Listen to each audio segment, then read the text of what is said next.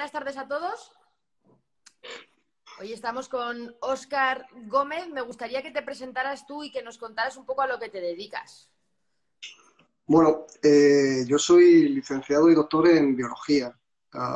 He estado trabajando en distintos campos, incluido la endocrinología, neuroendocrinología, diabetes y después esto fue en el Hospital Ramón y Cajal y después trabajé como investigador en el Hospital de Parapléjicos de Toledo.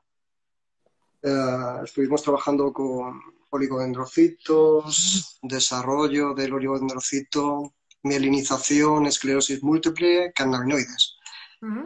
Y después me empecé a trabajar como profesor en la universidad y ahí llevo unos cuantos años también haciendo unas cuantas cosas de investigación, pero a distinto ritmo, claro. Bueno, y ahora concretamente, ¿en qué estás investigando, Óscar? Ahora estamos trabajando en varias cosas. Una de ellas es la resistencia a leptina y su relación pues, con el envejecimiento a nivel central, a nivel hipotalámico. Otra cosa que estoy haciendo es un modelo, estoy trabajando con un modelo de hígado graso y estamos trabajando con un factor nuevo que se ha descubierto y su papel en el hepatocito. Y también estamos trabajando con un modelo de estrés y Alzheimer. Muy bien. Te pega el oligodendrocito, dice uno por ahí. Y lo vamos a dejar guardado. Vamos a hablar hoy de adicciones. Vamos a hablar de adicciones, de circuitos de recompensa, de qué pasa en nuestra cabeza cuando se generan estas sensaciones, estos mecanismos, estos impulsos, por qué ocurren, si tienen una base genética. ¿Y por qué hablamos de esto ahora? Bueno, pues que especialmente en el confinamiento este tipo de comportamientos puede aparecer y queremos que Óscar nos explique qué es lo que pasa en nuestro cerebro. Y para empezar, quiero que nos hables un poco de la diferencia entre adicción, hábito, porque no es lo mismo. Sí, normalmente en el lenguaje común hablamos de forma indistinta de adicción y de hábito. Llamamos a todo adicción. Soy adicto al chocolate, soy adicto a las teleseries, soy adicto a cualquier cosa que se nos ocurra. Al ejercicio, por ejemplo.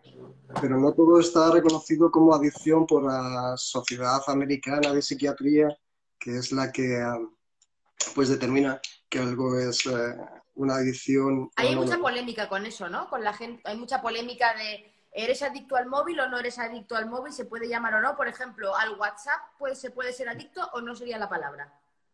Bueno, para ser una adicción, yo no soy psicólogo, para ser una adicción, la actividad tiene que realizarse de forma compulsiva y además debe de centrar tu vida, ¿no? Que dejes de lado tus obligaciones, tus responsabilidades, incluso las cosas que te pueden dar gusto, vamos. La música, comer, otro tipo de cosas, ¿no? Entonces hay una diferencia entre ambas cosas. No está reconocida como tal. No está reconocida como tal esa adicción. Fíjate que la adicción a los juegos de ocio, a la ludopatía, hasta hace bien poquito, no más de 10 años, no estaba incluida como adicción. Y todo el mundo consideramos que la ludopatía es una adicción. Lo difícil era incluir esa enfermedad, que al final estamos hablando de enfermedades, como una adicción, puesto que no hay sustancia. Estaba mucho más claro cuando hay una adicción a la cocaína, heroína, etcétera, porque hay una sustancia presente. En los otros casos no estaba tan claro. Y luego, si me enrollo mucho, me lo dices, ¿vale? Y luego hay una cosa importante, es que en ciertas ocasiones pues, podemos intuir que hay presiones, intereses, etcétera, para que no se reconozca una actividad como adictiva, como son los videojuegos, por ejemplo. Vale, ahí hay mucha polémica también con eso. De hecho, había unos tweets esta semana de la OMS, me imagino que los habrás visto, ¿no? Que decían, la OMS decía que los videojuegos pueden ser adictivos, no sé cuál era la palabra, pero luego había otro pantallazo que ponía la OMS recomienda los videojuegos para pasar la cuarentena. Que en realidad no eran contrapuestos, porque no decían cosas contrarias, pero generaba un poco, ¿no? Era llamativo. Bueno, en realidad esa actividad no quiere, yo creo que no puede demonizarse el utilizar un juego y que el chavalín se te vaya a convertir en adicto necesariamente, ¿no? Todo depende de la intensidad del uso, ¿no? Y de esa compulsividad y lo que decíamos antes, si dejan de hacer cosas importantes para ellos, importantes para la vida, por seguir jugando, ¿no? Si dejan de comer, si dejan de ducharse, si abandonan los hábitos.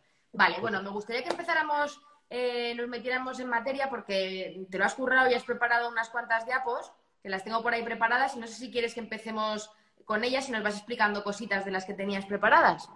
Vale. ¿Te parece? Pues voy a ir a poner, voy a encender el proyector. Vale, aquí tenemos la primera. ¿Empezamos por aquí? Vale, empezamos por aquí si quieres. ¿Sabes lo que me daba intención de coger el puntero y ir a señalar? Ir a señalar, ¿no? Bueno, te puedo ir haciendo así, pero más no, porque el dedo no llega. Es igual, no te preocupes. Bueno, desde el punto de vista, para abordar el problema de la adicción, podemos tener distintos abordajes, ¿no? El abordaje sociológico, psicológico, cultural. A mí me interesa especialmente el abordaje neurobiológico, es decir, cuáles son los mecanismos neuronales responsables de que se desencadene esa adicción, cuáles son los neurotransmisores implicados, cómo se modifica y cuál podría ser la solución. Eso es lo que me interesa. Decir que yo soy un mero aficionado a este tema, ¿vale? No soy ningún... No me lo parece. Bueno, bueno, pues entonces, como decía, hay distintos puntos de abordaje al problema de la adicción y vamos a hablar sobre todo hoy del abordaje neurobiológico, la base neuronal, ¿vale? Entonces, vale, tenemos por aquí a una ratica. Ahí tenemos una rata que está en esa caja, es la caja de Skinner, se llama la caja de Skinner. Esta caja fue utilizada por unos investigadores muy buenos de Montreal, de Canadá, que diseñaron un experimento en el cual esta rata podría, al pulsar un botón, darse una descarga eléctrica después de haber colocado unos electrodos en distintas zonas del cerebro. Entonces, ellos en el primer experimento, en uno de los experimentos iniciales, no buscaban esto, no buscaban nada relacionado con lo que vamos a hablar, que es el circuito de la recompensa, sino que lo que buscaban era unas áreas relacionadas con el sueño y la vigilia. Bueno, en cualquier caso, metieron el electrodo mal, afortunadamente, en la rata, y entonces le dieron descarga eléctrica cuando la rata pasaba por una determinada esquina de la jaula, perdón. Uh-huh. Entonces vieron que le gustaba, a la rata le gustaba y pues estaba todo el rato merodeando a la esquina donde le daba gustito, lo de pasar por ahí. Sí, efectivamente. Después cogieron la rata, vieron su cerebro e identificaron una de las áreas que vamos a hablar en el circuito de la recompensa, que está implicada en la transmisión del placer, ¿vale? Entonces, lo que habían insertado es electrodo en esa zona y la rata le gustaba. Cuando a otra rata lo que hacían era colocarle los electrodos en una de esas áreas y que ella pudiera pulsar la palanca que veis ahí en la diapositiva, pues la rata no dejaba de pulsar, hasta 7000 veces por hora. Las ratas en macho no estaban para nada interesadas por las hembras, aunque estuvieran en celo. Las ratas hembra que ya habían dado a luz, bueno, que habían parido, tampoco cuidaban de sus bebés y los tenían que desenganchar porque si no se morían de hambre, ¿vale? No hacían más que pulsar, para estimular ese centro del placer. ¿Vale? Y el centro de placer hay distintas áreas. Aquí no se ve, está bien. Era esta diapo, me imagino, ¿no? La que querías poner. No te preocupes. Hay distintas áreas relacionadas con este centro de placer. Por ahí se ve ese ATV, es el área tegmental ventral. por aquí en el extremo izquierdo aparece el núcleo accumbens y por ahí a la izquierda arriba aparece la corteza prefrontal. Estas áreas son de las que más voy a hablar, pero hay otras áreas implicadas. No, al final hay una intercomunicación en el cerebro y funcionan muchas áreas para permitir el funcionamiento de este circuito de la recompensa. Bueno, pues lo que aparece ahí, la comunicación entre todas estas áreas se realiza fundamentalmente por un neurotransmisor que se llama dopamina. Bueno, entiendo que todo el mundo, más o menos todo el mundo sabe que las neuronas se comunican, entre una y otra hay un espacio y para comunicarse entre ellas utilizan neurotransmisores. Exacto, esa diapositiva viene muy bien. Pues veis como a la izquierda aparece una neurona que está en el área tegmental ventral y libera un neurotransmisor que es dopamina. En ese espacio que hay entre las dos neuronas, la siguiente neurona recibe esa dopamina y responde y envía una conexión a otra área del cerebro. Por ejemplo, pues la corteza prefrontal y a su vez sobre estas neuronas se comunican otras, es decir, hay sinapsis de otras neuronas sobre ellas. Vamos a hablar sobre todo de dopamina, pero no es el único neurotransmisor implicado. También actúa glutamato, GABA, bueno, otros neurotransmisores, pero Ay, ¿nos puedes hablar un poquito del glutamato, que nos encanta aquí, lo del glutamato? Nos gusta el glutamato. Bueno, el glutamato, como os decía, hay una interacción entre estas neuronas y de otras neuronas sobre ellas, entre ellas el glutamato. El glutamato va a sinaptar sobre las neuronas del área tegmental ventral, aumentando su actividad. ¿Vale? Hay comunicación entre neuronas muy complejas. Sobre estas neuronas del área tegmental ventral también sinapta neuronas que liberan GABA. GABA es un neurotransmisor inhibidor. Glutamato es un neurotransmisor excitador. ¿Vale? El glutamato que es lo que se añade artificialmente a muchas comidas, pero que de forma natural también lo tienen los alimentos, como el tomate, por ejemplo. Exacto, eso es. El glutamato pero por eso cuando le añaden glutamato a unos Doritos o a una sopa de sobre, está más rico, ¿no? Porque estimula esa sensación. Eso tiene que ver con el receptor de sabor, el umami. El umami, exactamente. Sí, eso es. Bueno, aquí el glutamato lo que actuaría sería como neurotransmisor. Algunos neurotransmisores no solo actúan como neurotransmisores, sino que además son hormonas, ¿vale? Hablando en general de ese tipo de moléculas, pues pueden tener distintas actividades y es la misma molécula, lo que pasa es que se expresa en distintas zonas. Bueno, lo que ocurre con este experimento es que al colocar el electrodo que os decía de las ratas en estas áreas, lo que hacemos es estimular muchísimo, gracias a los electrodos que se colocan en el cerebro de esa rata, es estimular muchísimo el área de recompensa, el área de placer, ¿vale? Porque se libera mucha más dopamina de lo que podría estar liberando cualquier cosa. En nuestras actividades diarias, nuestras actividades que nos gustan y que nos permiten mantenernos como especie y que podamos sobrevivir, se libera dopamina. Y de esa forma nosotros aprendemos a que eso nos gusta. Y además, si nos interesa mucho el estímulo, vamos a aprender además la estrategia para volver a conseguir ese estímulo. Como la rata que aprendió a pulsar el botón. Exacto. Y en las drogas ocurre lo mismo. Hay un aprendizaje erróneo en el que cualquier sonido, cualquier ambiente, cualquier amigo que tengamos, inmediatamente nos va a llevar a la época o el momento en el que consumimos. Estamos aprendiendo de forma errónea y entonces va a desencadenar que al final consumas, ¿vale? En cuanto al experimento de electroestimulación, este es el caso de una publicación que hizo un investigador de Estados Unidos a finales del siglo XX, bueno, a finales sobre el 70 o por ahí. Aquí este hombre fue más allá y lo utilizó en pacientes hospitalizados en un psiquiátrico.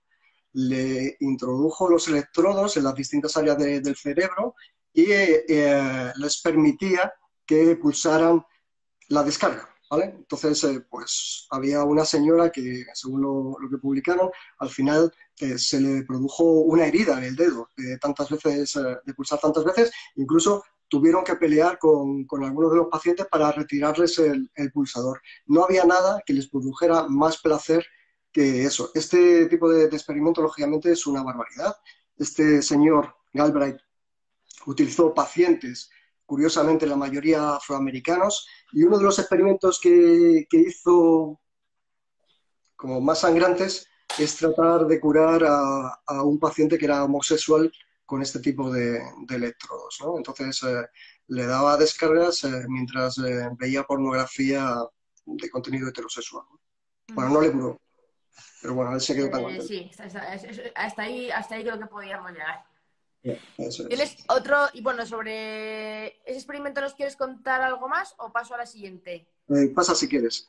Solamente decir bueno, que se hizo esa barbaridad y que lógicamente Que no es no poco. entraría en las normas éticas ni de aquel entonces ni ahora. Lo que pasa es que antes era un poco más laxo. Bueno, aquí en esta diapositiva aparece un gusano, un nematodo que se llama C. elegans. Y este C. elegans hay que tener en cuenta que solamente tiene 300, unas 300 neuronas y solo 7 de ellas son dopaminérgicas. Solo 7 dopaminérgicas en todo su cuerpo. Si nosotros le quitamos la actividad de esas neuronas dopaminérgicas, no está para nada interesado en la comida, que su comida son las bacterias, no está nada interesado en el sexo, pasa olímpicamente de todo. Él también tiene, este animal también tiene su propio circuito del placer y de la recompensa. Como os decía antes, los estímulos naturales, nuestra comida, la bebida, el sexo, las actividades que realizamos, todas estimulan ese circuito de la recompensa y hace que repitamos la actividad, ¿vale? Y es muy necesario porque vamos a aprender cómo conseguir otra vez ese estímulo, ¿vale? Se produce una modificación en nuestro sistema de aprendizaje y también aprendemos cuánto esfuerzo he de hacer según el placer que me da lo que voy a hacer, lo que voy a conseguir. O sea, ¿estás dispuesto a arriesgar más o a poner más o menos de tu parte? Eso es, eso Total, que es. al final, ¿qué les pasó a los gusanos? Pues nada, lo usamos. Lo usamos hicimos un experimento que no era una cosa que descubrimos nosotros, sino que era basado en un estudio. El año pasado hicimos un curso sobre drogas a través del vicerrectorado de docencia. La verdad es que salió muy chulo porque tenía parte teórica y parte práctica. Y uno de los experimentos que hicimos con mis compañeras de bioquímica fue hacer borracho a este C. elegans durante tan solo 4 horas, ¿vale? Entonces, ¿Con qué? este, ¿Con qué alcohol? con etanol, etanol. Con etanol. Solo con etanol.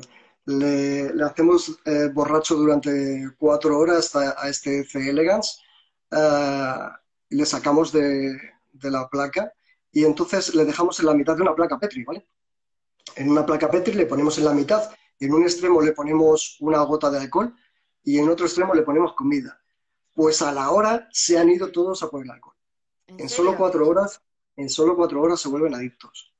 Es una pasada, me O sea, en encantó. 4 horas aprenden dónde está el alcohol y se van al alcohol. Y que les gusta mucho. Sí, Ostras. sí, sí. Y, Y no están interesados en su comida. y esos se han vuelto adictos de verdad, entonces. Claro. Claro, claro. Esos se han vuelto adictos de verdad. Si yo le quito las neuronas dopaminérgicas o utilizo un antagonista dopaminérgico, Ujú. no se produce. Me preguntan por aquí cuál es la trampa en el caso del juego, porque en el caso del juego muchas veces pierdes, ¿no? Y Sí. entonces no tienes ese estímulo de recompensa. ¿Por qué la gente vuelve?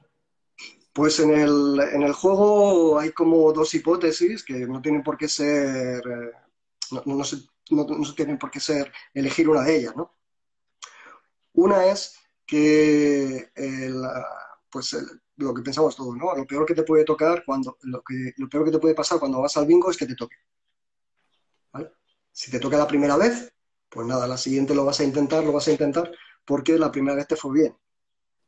Y otra cosa que ocurre con el juego es que está lo que se llama a- la incertidumbre, ¿no? O sea, la incertidumbre de no saber si vas a tener suerte o no tener suerte, ese, ese gusanillo es bueno para desarrollar ese tipo de adicciones. Por ejemplo, cuando te da cierto placer, como cuando vas de caza, a la gente que le guste la caza, Sí. y no sabes si vas a tener suerte de cazar una perdiz o un venado o un jabalí, si vas a tener suerte o no.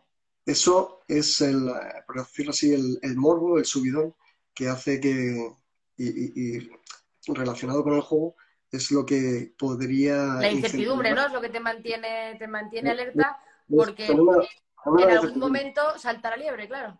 Eso es. Si tú fueras al casino y sí o sí te tocara, no tendría tanta gracia. Si tú fueras de caza y te pusieran un conejo o te pusieran, si fueras de pesca y te pusieran una carpa en un barril, no tiene gracia. Tiene gracia Bueno, pescarlo, pero no ahí tiene gracia tenemos, por ejemplo, el ejemplo con el tiro al plato, ¿no? El tiro al plato, va a salir el plato, disparas y el placer no es acertar ni disparar, sino que aparezca que no aparezca, ¿no? Y también yo creo que yo que tengo un padre cazador y que le ha acompañado mucho, pues esos lances, esas situaciones inesperadas que suceden y que pueden ser diferentes de una vez a otra. Y en el claro. juego pues puede pasar igual, me puedo llevar más, me puedo llevar menos, tengo esa ilusión. Teníamos aquí también pendiente hablar de cómo es la susceptibilidad en función de la edad. Y eso creo que nos interesa también en función de la edad de las personas, si los adolescentes, ahora que la gente tiene un montón de problemas que está en casa con los adolescentes, una edad complicada, es una edad más fácil, suele ser la edad en la que uno empieza a fumar, uno empieza a beber, es más fácil cuando se es adolescente y que nos hables también de eso y de la parte genética, Vale. del componente genético. Si puedes luego, a ver si se puede enfocar Dime. otra vez las neuronas, si quieres, y tengo que explicar una cosa ahí. En cuanto habíamos hablado ¿qué me decías? ¿Qué me habías De dicho? la susceptibilidad por la edad y Ah, por los genes. vale, la susceptibilidad por edad. Una de las áreas de las que hemos hablado es la corteza prefrontal del cerebro, que es la última en madurar. Pues casi hasta los 40 años tarda en madurar, con lo cual los adolescentes tienen una corteza prefrontal inmadura. Y una de las actividades o de las funciones de la corteza prefrontal, que también tiene que ver con esa dopamina, porque os acordáis que está interactuando. Una de las funciones de esa corteza prefrontal es establecer juicios, y saber qué riesgo estás corriendo, qué consecuencias puedes tener.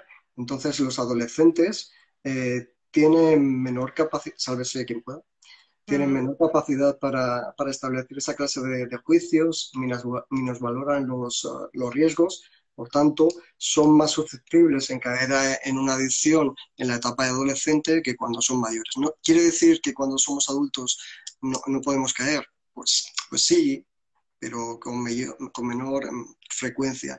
En algunos tipos de enfermedades, como la enfermedad de Parkinson, en la que, como sabéis, tiene que ver también la dopamina, pues hay una alteración de esa dopamina en la sustancia negra y también en el área temental ventral y en ese circuito de la recompensa. Pues con ciertos tratamientos sustitutivos de la dopamina se ha visto que aumenta la frecuencia de ciertos tipos de adicciones. En cuanto eso sería, A la edad. eh, por un lado, en cuanto a la corteza prefrontal. En cuanto a la susceptibilidad genética, tengo que decir que no todo el mundo somos igualmente susceptibles a sufrir una adicción. Eh, depende mucho de los genes, en bastante porcentaje. Un 40-60% es de los genes. Eso no quiere decir que si nos hicieran un estudio genético y a mí me dicen, pues chico, tú es que te ha tocado los genes malos, te ha tocado una expresión de dopamina en el área tegmental ventral que es del tipo 2, con lo cual es menos activo, macho, te ha tocado. Eso no se puede hacer. O sea, no podemos caer en el determinismo. No quiere decir que porque tengas esos genes necesariamente seas adicto, pero sí es verdad que hay mayor susceptibilidad. ¿Y de qué depende de que esos genes se expresen o se manifieste del entorno en el que vivas? Principalmente, tus circunstancias. La expresión de ese gene, por ejemplo, de lo que estoy diciendo, de ese tipo de receptor de dopamina, significa que tu circuito de recompensa en estado natural es menos activo que en otra persona, por ejemplo. Y luego, para caer en una adicción, depende de múltiples factores. ¿Cuál ha sido tu educación, tu entorno, tus amigos, el ambiente en el que estás? Si has sufrido depresión, cuál ha sido tu infancia, es muy importante, la presión de grupo. Otra cosa importante también es la cultura y la sociedad. Por ejemplo, es más posible que tú seas adicto bueno, tú en general, que yo sea adicto al alcohol viviendo en España que viviendo en Marruecos. ¿Sí? Claro. Entonces, cuando las sociedades admiten la legalización de ciertos tipos de sustancias, lógicamente aumenta la frecuencia de adictos. No estoy diciendo que se ilegalice el alcohol, no estoy diciendo eso. No, pero mira, hay un ejemplo aquí, Óscar, que igual es un poco políticamente incorrecto, pero no por eso deja de ser real, y es que muchas veces en los pueblos o en sitios pequeños donde realmente no se pueden hacer muchas cosas y los chavales empiezan a beber muy pronto, se generan adicciones de manera a veces muy fácil porque hay una predisposición. Hablo, por ejemplo, en pueblos como el mío, que los chavales no pueden ir al cine, no tienen otro tipo de sitios donde ir, pero tienen muy fácil conseguir un local que les deja a alguien y cada cuadrilla de 15 años tiene su local.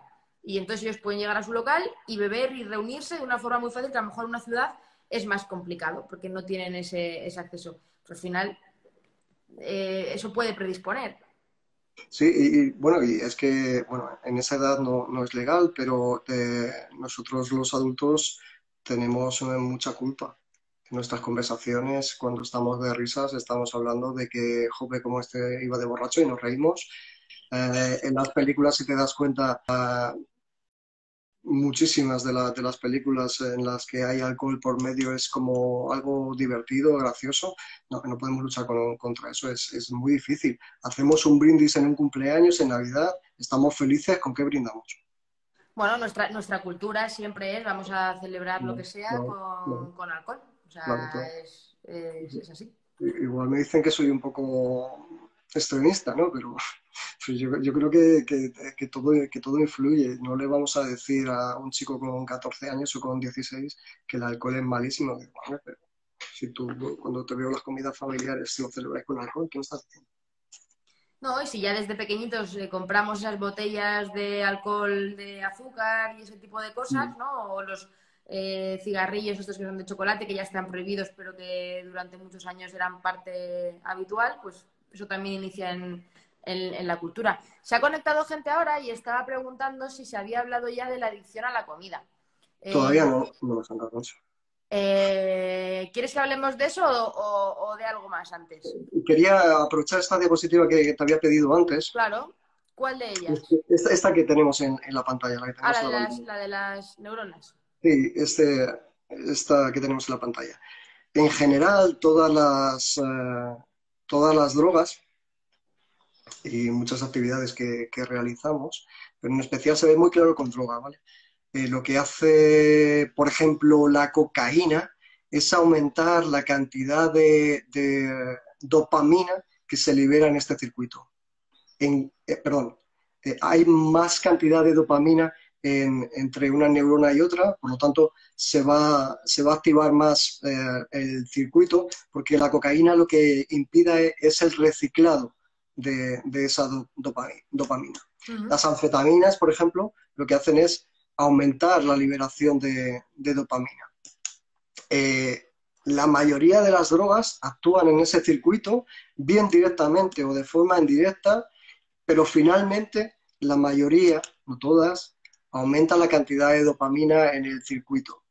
Y el circuito inicialmente está liberando muchísima cantidad de dopamina, por lo tanto obtenemos placer de forma tan intensa que no sería equiparable al estímulo de cualquier actividad normal. No habría nada que se le asemejara.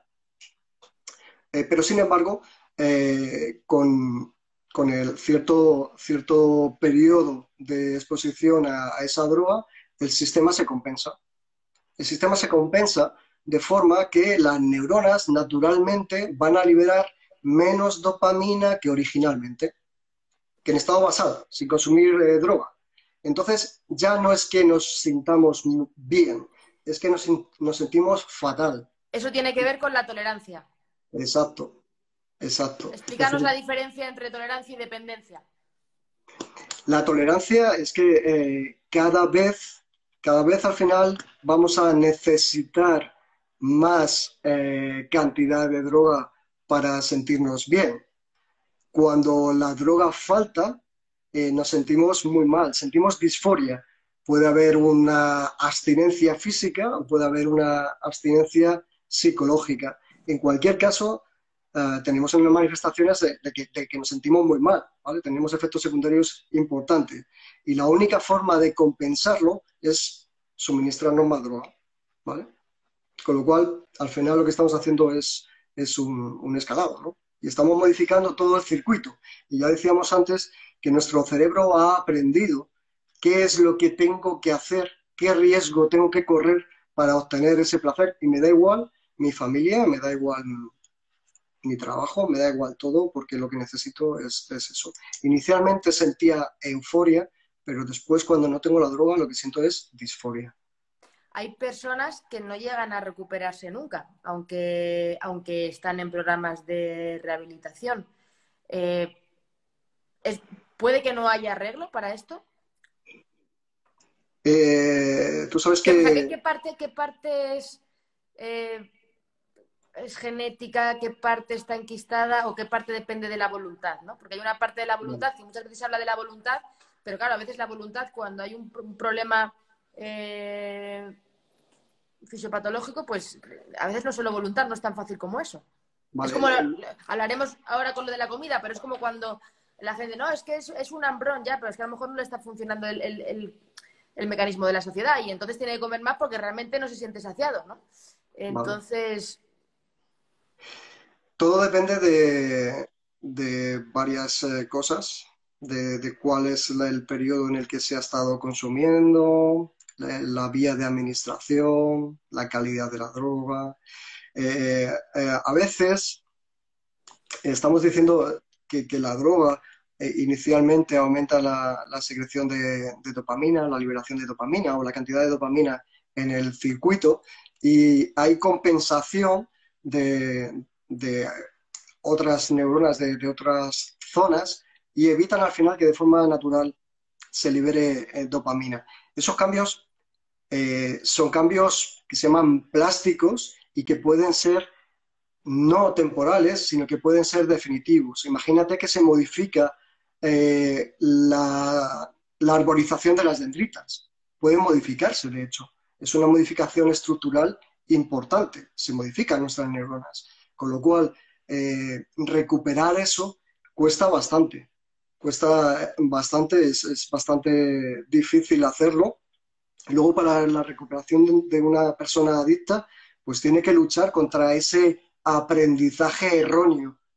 Su sistema, su hipocampo y las áreas relacionadas con el aprendizaje tienen toda una impronta de estrategias de cómo conseguir esa droga. Y en el momento en que se activan algunos de esos estímulos, se desencadena todo. Un olor, una música, un ambiente, una luz, ¿vale? Puede ser el desencadenante Desencadenante. de caer. Yo pienso que salvo en algunas ocasiones, uh, una persona que es adicta, aunque afortunadamente haya dejado de serlo en ese momento, tiene la espada de Damocles que puede caer y lo debe de reconocer. Lo único que tiene que hacer es pues aprender a que debe de protegerse. Y tener una red de apoyo también, me imagino, y como decían ahí, que sea multidisciplinar. Por supuesto, son enfermos. Hay que considerar que no son viciosos. No, esto hay que considerarlo como Como una una enfermedad. enfermedad. Una enfermedad hay que tratarlo. Sí, igual que el que tiene una diabetes y tiene una desregulación en un punto, esto sería otro punto, ¿no? Yo creo que Vale, es importante el tratamiento y a mí me interesa muchísimo la prevención.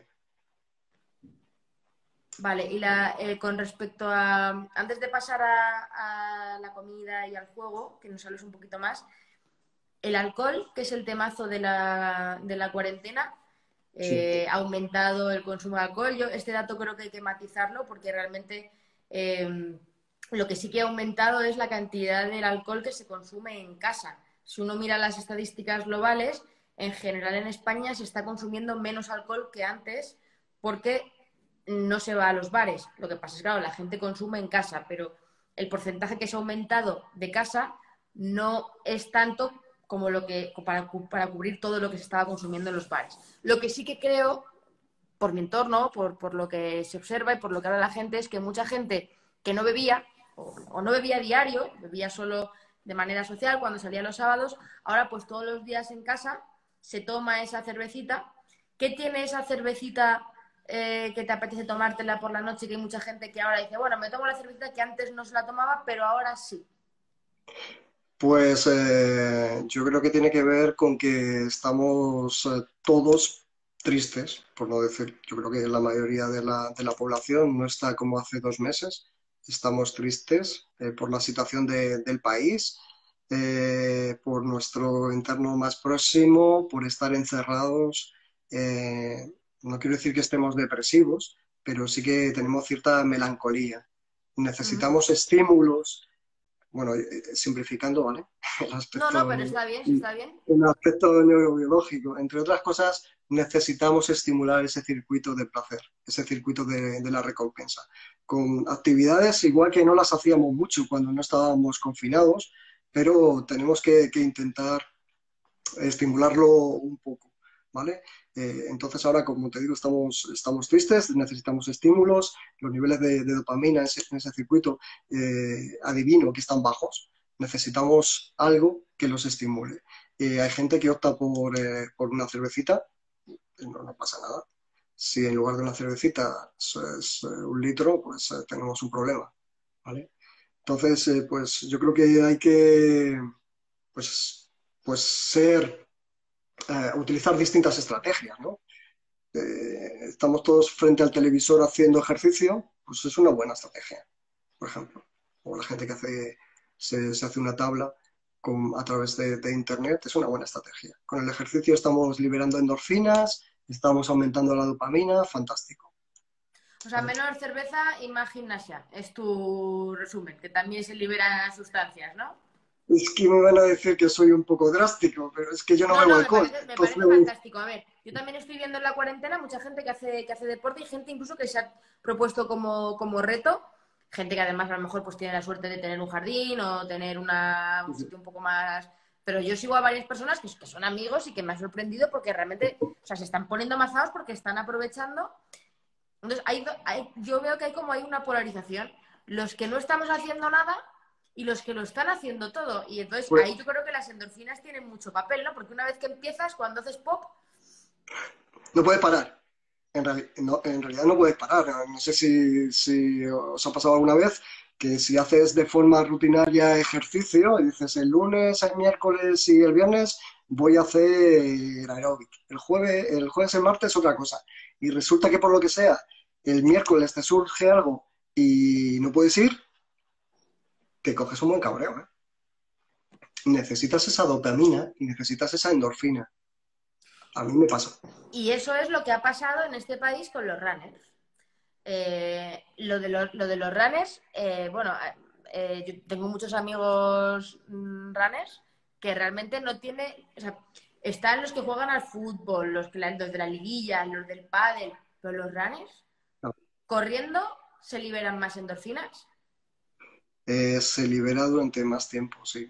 Sobre todo porque es un ritmo que puedes aguantar. Si no tienes un ritmo muy elevado, ¿no? Puedes correr durante 1 hora, 2 horas. Sí, se liberan más endorfinas. A mí Al me final, llama la atención porque los runners quieren, o sea, a la hora de aceptar las normas del confinamiento, para mí ha sido muy difícil explicarle a algunos amigos que realmente no podían salir a correr y no lo entendían.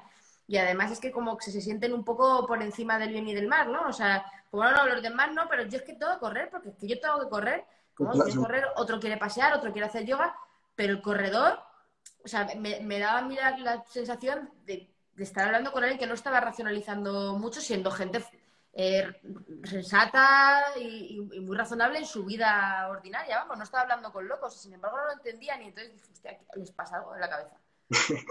bueno, supongo que ellos pensarían, joder, si yo me voy a correr al campo, no me voy a parar a hablar con nadie, voy a correr un par de horas por el campo, ¿cómo me voy a contagiar del el COVID y cómo se lo voy a contagiar a alguien? En realidad se convierte en una necesidad, yo les entiendo perfectamente. Sí, a mí me ha pasado, a mí me ha pasado, sí. Bueno, pues a ver, esperemos que poco a poco esto vaya mejorando. Lo que pasa es que, bueno, hay que tener en cuenta que las normas tienen que ser las mismas para todos y entonces, pues aquí Sí, sí, sí, sí, sí, no, está claro, ¿no? no ha habido más remedio. Y eso también estaría relacionado con la gente que le da por hacer los Ironman y ese tipo de cosas, ¿no? Sí, sí, Y ahí sí, lo en volvemos a realidad, vincular a esa edad de, estoy llegando a los 40 y tengo que hacer un Ironman. Eso tiene una explicación también, ¿no? hombre, sí, claro. Tiene la explicación el paso de los 40, la depresión de los 40 y que te sientes que vas para abajo, ¿no? Entonces, pues quieres mantenerte durante unos años más en buen estado, ¿no? Pero estamos Y, hablando todo el rato de esa polarización entre estoy triste, necesito algo potente, estoy de bajón, me tomo una cerveza y me vengo arriba. Estoy deprimido porque llego a los 40, me pongo a hacer un Ironman y eso me da, ¿no? Es como... Y eso está todo relacionado con esos circuitos de recompensa. sí, sí, sí. Con esos Bueno, circuitos vamos a entrar en el temazo de la comida. Háblanos de la comida, háblanos un poquito de la leptina y de todas Vale. estas cosas. De la En cuanto, grelina, ¿quién es la leptina? ¿Quién es la grelina? en cuanto a la comida, antes hablábamos del circuito de la recompensa. Nosotros hay que pensar que hemos evolucionado pasando mucha hambre, ¿vale? Nuestros antepasados no abrían la nevera y tenían un filete de ternera para comer en cualquier momento, Ujú. sino que hemos pasado mucha hambre, teníamos poca fuente de proteína disponible, nos lo teníamos que trabajar mucho, eh, pero en la carne no solo hay proteínas, sino que además hay grasa que nos sirve para almacenar pues ese sustrato que podamos utilizar después para cuando no consigamos alimento. Por lo tanto, por lo que decíamos antes del glutamato, por lo tanto, nos produce más placer comida que es rica en grasa, comida que es rica en proteínas. En cuanto a la activación del circuito de la recompensa, ¿vale? Ujú. Sal también, rica en sal.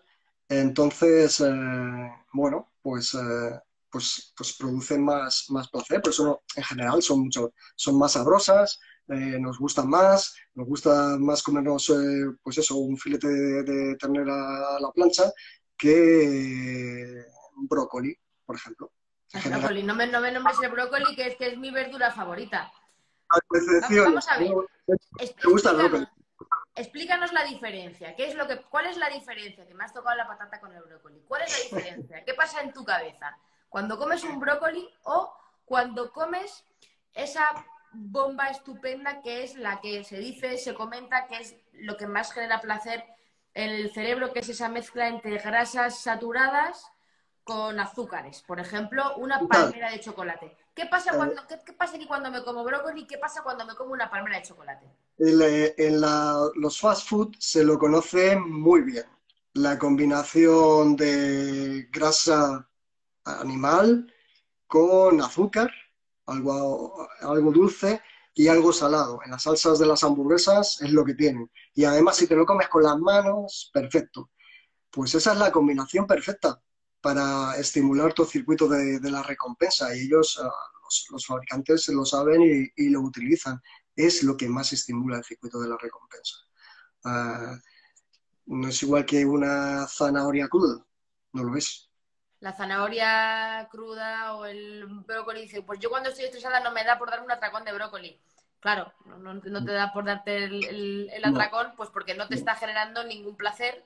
Y en todo caso, si lo pones un poquito a la plancha, o bueno, pues ya tienes esa textura un poquito más crujiente, tienes ese aceite que es un poco más palatable. Y si le echas un poquito de jabón, mejor, ¿no?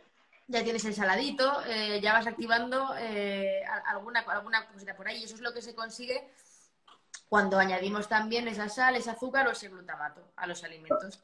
Al final de lo que decíamos antes de la evolución, ese tipo de alimentos lo que significa voy a almacenar estos sustratos para después, para cuando no tenga comida, ¿vale? Y por eso nos estimula tanto, son tan sabrosos. Son tan sabrosos porque no es casualidad. Estaban pensados para que tú quisieras comerlos. Sí, claro, y para que obtuvieras mucha energía de ellos, porque cuesta tanto conseguirlos, costaba tanto conseguirlos. Claro, ahora que no cuesta nada, pues lo tenemos complicado. ¿Y cómo combatimos esto? ¿Cómo combatimos la ansiedad? Si hay alguna manera no de engañar, pero sí de dominar, digamos, nuestro sistema, porque es cierto que estamos en casa y cuando estamos en casa, pues está la nevera y el aburrimiento, el no tener un plan, el no tener un objetivo a corto plazo, te hace echar más viajes a la nevera de lo que harías en condiciones normales. Pues en realidad hablamos un poco de lo que estábamos diciendo antes. Estamos en una situación en la que estamos de bajón, en la que nos aburrimos muchísimo y en la que necesitamos estímulos, necesitamos pues darnos gratificaciones. Y por qué no, la comida es otro tipo de... Y mira, dice brócoli con vinagre de Módena. Pues el vinagre de Módena puede llevar un 70% de azúcar. Claro. Entonces, claro, cuando una vez que le pones el vinagre de Módena, pues maravilloso, pues estás poniendo una salsa que las 3/4 partes o la mitad puede ser azúcar. Entonces, esa es la estrategia. Eso es un poco complicado. La estrategia, sí. Entonces, bueno, pues sí, nos estabas dando los consejos básicos para liberarnos de la nevera. Yo creo que los consejos básicos pueden ser sanos o pueden ser sanos. Pues lo más fácil es hacer deporte, ponerte una buena película que te guste, disfrutar de tu familia en la medida de lo posible, darte alegrías de todas las que puedas, ¿no? Si nosotros nos encerramos, ¿no? Y se nos cae la casa encima y pues es más complicado y seremos más susceptibles de Dicen por hacer ahí, hay cosas que ser en estos momentos un poco más permisivo con uno mismo. Claro, hay que ser un poco más permisivo, pero esa autoindulgencia tiene una línea roja que en cualquier momento se puede cruzar, ¿no? Entonces es complicado y hay que decir, mira, yo estoy comiendo más chocolate que en toda mi vida, también tengo más granos que en toda mi vida. El chocolate no provoca los granos, pero los azúcares sí. Entonces, si tomaras chocolate negro, chocolate con más de un 85% cacao, pues a lo mejor controlarías eso. El problema no es del chocolate. Sí, yo creo que hay que, si tú no tienes problema de hincharte de chocolate por la noche, luego no te da el bajón, ¿no? Y te sientes culpable, por mí, o sea, fenomenal, fantástico. Si no tienes efecto, no tienes consecuencias negativas, pues chica, comete de chocolate lo que te dé la gana. O una cerveza, tómate una cerveza, que Y quieras. con respecto al juego que nos quieres contar, yo no sé si hay alguna diapo que se nos ha pasado que quieras contar algo, pero sí quiero que nos hables del juego. Bueno, en cuanto al juego, en realidad lo que quería recalcar es que, bueno, en los últimos años han proliferado las casas de apuestas, el juego Ujú. online, la publicidad con determinadas personas famosas para ese juego. Decíamos antes que las personas más susceptibles en caer en cualquier tipo de adicción son las personas más jóvenes que yo, por lo menos, adolescentes y un poco más avanzada de edad. Eh, entonces, parte de la publicidad en realidad va dirigida a ellos. Ellos son el objetivo. Ahora te cuento una cosa sobre el tabaco. Ellos son el objetivo, porque si coges a un chico en la adolescencia, vas a tener cliente para siempre, ¿vale? Porque vas a tener un adicto, vas a tener un A largo consumidor plazo. para siempre. Y lo que decía antes, cuanto más accesible, cuanto más normalizada está esa actividad, aumenta la frecuencia de adictos. Si tú tienes una casa de apuestas en cada puerta y además en la publicidad aparece tu ídolo del fútbol, pues se va a normalizar. Y para mí no es normal, no es normal. A la población en general y en particular a los jóvenes hay que protegerles de esas actividades. En cuanto al tabaco, ocurre una cosa similar. No sé si te acuerdas, hace unos años, tú eres más joven que yo, hace unos años, Tampoco mucho, ¿eh? hace unos años se vendía un tabaco, yo creo que todavía se vende, no voy a decir la marca, eh, que aparecía, es un animal, ¿no? La marca del tabaco es un animal. Y durante unos años se publicitaba con un muñequito, un peluche de ese animal que era muy mono, a mí me gustaba. ¿Cuál es el objetivo? El niño, el adolescente. Para ellos era la publicidad. Si coges a un cliente en la adolescencia, tienes al cliente hasta que tenga cáncer de pulmón, porque no va a cambiar de marca de tabaco. En Argentina, lo que hacían en esos paquetes de tabaco de la misma marca era incluir cromos. Cromos. Y los chicos hacían colección de un álbum de cromos de la mascota o del animal De la de la marca de marca. tabaco. Es Es que algo bastante, es son algo el objetivo. bastante perverso, porque de hecho Sí, esto ocurre también con la comida. Ocurre con los huevos que llevan sorpresa, ocurre con los bollitos rellenos de chocolate que vienen con cromos, ¿no? Que regalan cosas y el niño quiere seguir comiendo porque es que además lo tienes todo. O sea, tienes el chocolate que me da placer y encima quiero seguir consiguiendo cromos. Entonces, es difícil salir de ahí. Como tú dices, en el caso del tabaco, la gente suele ser bastante fiel a la marca, con lo cual estás fidelizando. Ahí entiendo que hay responsabilidad por parte de muchos actores, pero que nuestros gobernantes tienen un papel importante, porque realmente son los que pueden legislar y pueden decir, igual que han dicho, a partir de 16 años, a partir de 18, a partir de tal, o ahora ya no se fuma, ahora ya...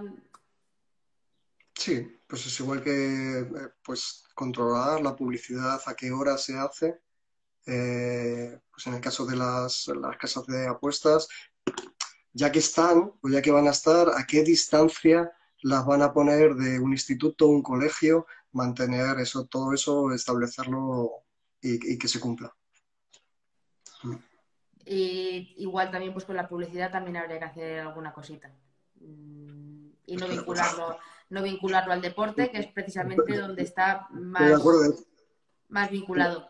El Y alcohol y el tabaco ya no se hace. son las 7, llevamos una horita, pero me gustaría que termináramos con un temazo que le interesa mucho a la gente en esta cuenta. Lo llamamos, Óscar, las extraescolares. Y es básicamente un eufemismo para las relaciones sexuales. Lo llamamos así, hacer extraescolares. Y esto todo surgió porque una de las chicas que comentan habitualmente dijo que estaba bastante agobiada con el tema del confinamiento al principio porque ella aprovechaba las extraescolares de su hijo para mantener relaciones con su... El niño lo dejaban en karate, y entonces los martes y los jueves de 7 a 8 era su momento en las extraescolares. Y ahora, pues como el niño no hace karate, pues entonces su primer pensamiento fue ¿qué va a pasar con las extraescolares, no? Entonces, háblanos un poquito de las extraescolares desde la perspectiva de la adicción.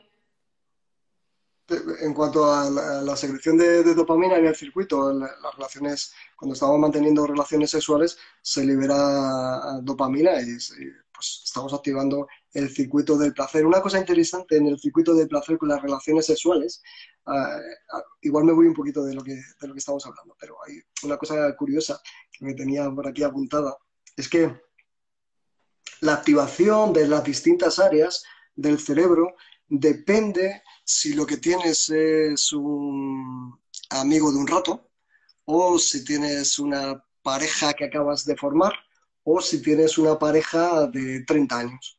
La activación de todas esas áreas del cerebro, curiosamente, son diferentes. ¿Y qué se diferencian?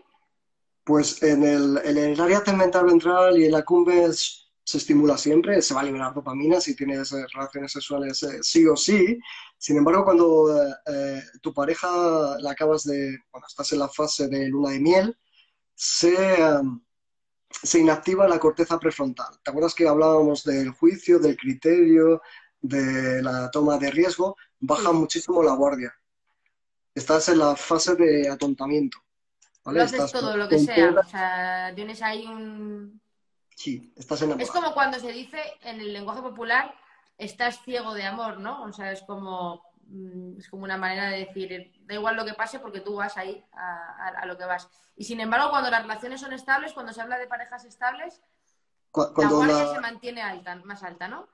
sí, cuando tienes un amigo, o sea, pues uno que quedas en la hora de karate no todas las semanas, no tienes una relación con él, pues es un ratito, eh, no hay esa inhibición de la corteza prefrontal, ¿vale?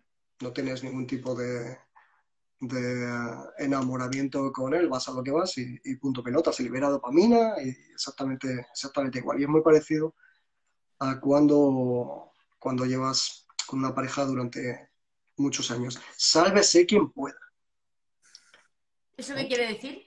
Bueno, que igual hay gente que lleva 40 años y se le produce como el primer día, ¿no? Pues genial, fantástico.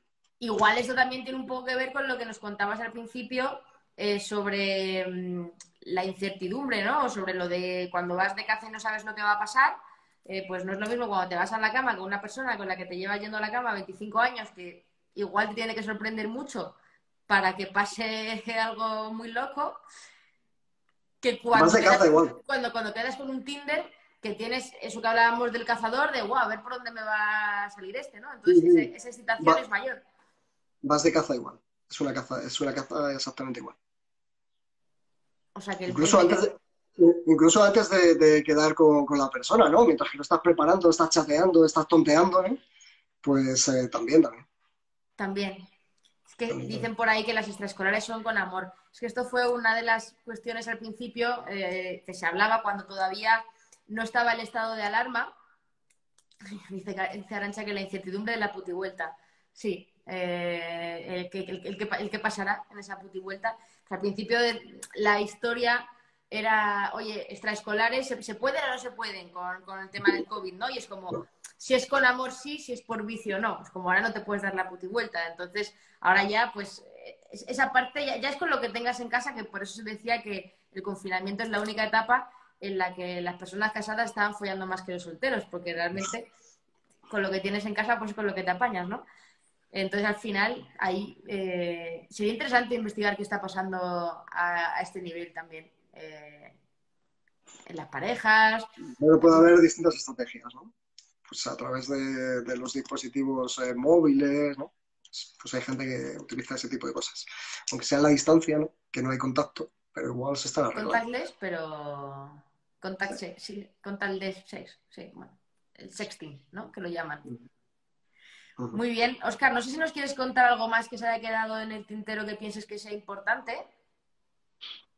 No, es que en realidad da para mucho el tema de las drogas. El tema es súper amplio, pero bueno, yo creo que nos hemos quedado con un tema global, más o menos con la percepción de que los sistemas son similares para todas las adicciones, cada una tiene sus particularidades, pero los mecanismos fisiológicos, lo que es la dopamina, lo que es esa excitación, lo que son los circuitos neuronales, pues son similares, ¿no? Y entonces, pues, que podemos tener un poco en cuenta cuáles son esos sistemas de pregunta Arancha por la monogamia. ¿Qué te pasa a ti con la monogamia?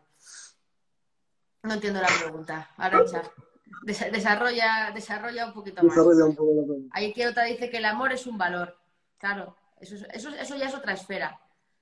Es otra Sí, esfera tendrá diferente. que ver mucho la oxitocina con ese tipo de actividades, es verdad. La oxitocina tiene mucho que decir ahí, más que la ¿Con el amor? dopamina. Sí, con el amor. O sea, la oxitocina tiene que ver con el amor y la dopamina La con, dopamina tiene que ver con el placer. con el placer. En realidad todo Todo está relacionado.